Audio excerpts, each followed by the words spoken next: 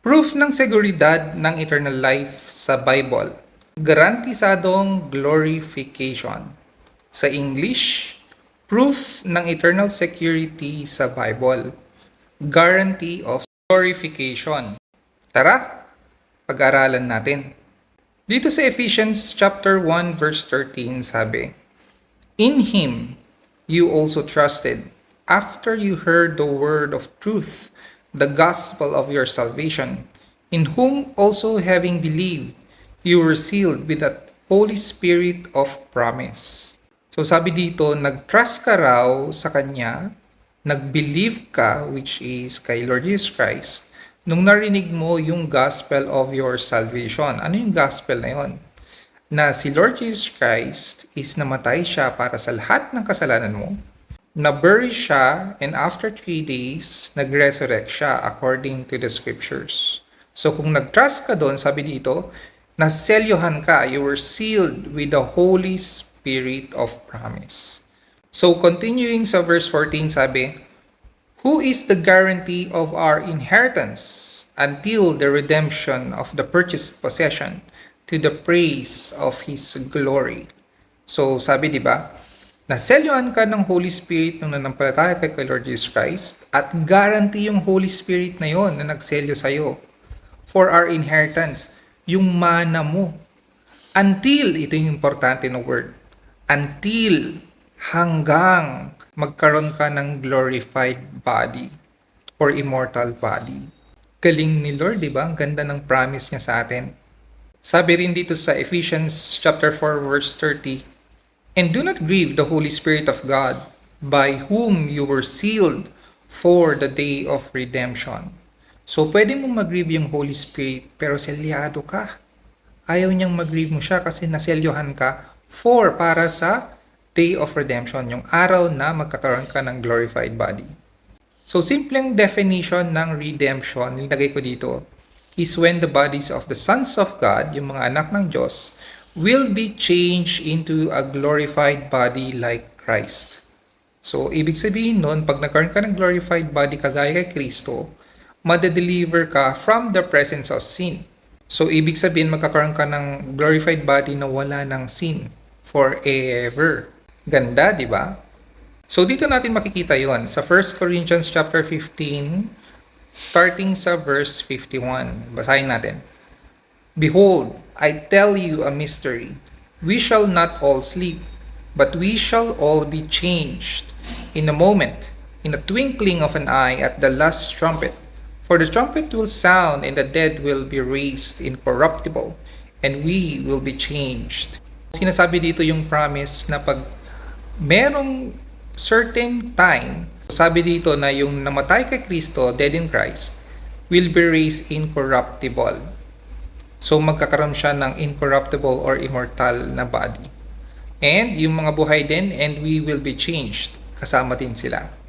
And continuing sa 53 to 54, sabi, "For this corruptible must put on incorruption, and this mortal must put on immortality. So when this corruptible has put on incorruption, and this mortal has put on immortality, then shall be brought to pass the saying that is written, Death is swallowed up in victory." So sabi niya, yung mga believers kay Christ, yung mga anak ng Diyos, magkakaroon sila ng incorruptible na body or immortal na body. Okay, from mortal, kasi yung katawan na meron tayo ngayon ay corruptible, naagnas at mamamatay. Pero machi-change in an instant, di ba? In a twinkling of an eye, sabi. Isang kisap mata. Yan, ang sarap ng promise ni Lord. Sabi rito, death is swallowed up in victory kasi wala ng death. Kasi immortal na nga na katawan. Dito sa 1 John chapter 3 verse 2, sabi, "Beloved, now we are children of God, and it has not yet been revealed what we shall be, but we know that when He is revealed, we shall be like Him, for we shall see Him as He is." So sinasabi niya rito na tayong mga anak ng Diyos ay alam natin, we know, sabing ganun, na pag reveal siya, si Lord Jesus Christ, we shall be like Him. So yung, di ba, nung nag-resurrect siya, nagkaroon siya ng glorified body. So, yun yung magkakaroon din tayo kung anong meron siya, which is yung glorified body. And makikita rin natin siya in His glorified form. Sabi dito sa Romans 8 verses 29 to 30, "For whom He foreknew, He also predestined to be conformed to the image of His Son, that He might be the firstborn among many brethren. Moreover, whom He predestined, these He also called.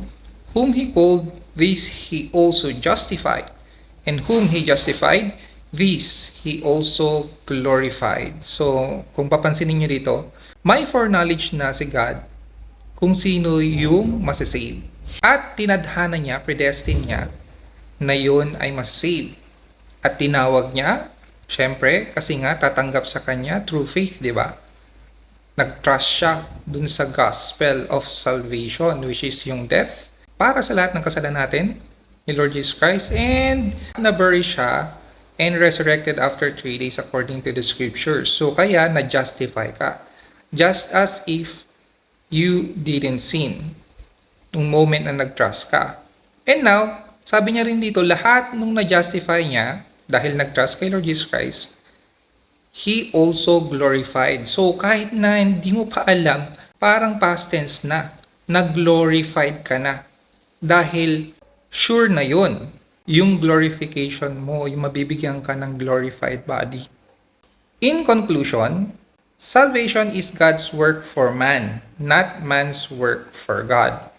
Kasi, all those who are justified by God through faith in the Lord Jesus will also be glorified. Kasi nag-justify ka dahil nag-trust ka dun sa gospel, yung finished work ni Lord Jesus sa cross para sa'yo. And dahil sa faith na yon at na-justify ka nung moment na yon, mag-glorify ka din. So ito yung summary natin kasi God foreknew na tatanggapin mo siya, kaya tinadhana niya na masasave ka at tinawag ka at nag-respond ka dun sa call na yon, nag-trust ka, kaya na-justify ka, just as if you didn't sin.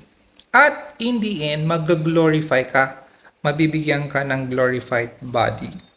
Ayan, mga kapatid. I hope naintindihan nyo itong small Bible study natin. I trust saved na kayo. And keep in mind, salvation is of the Lord. Faith lang sa finished work niya. Sa muli, God bless you all always.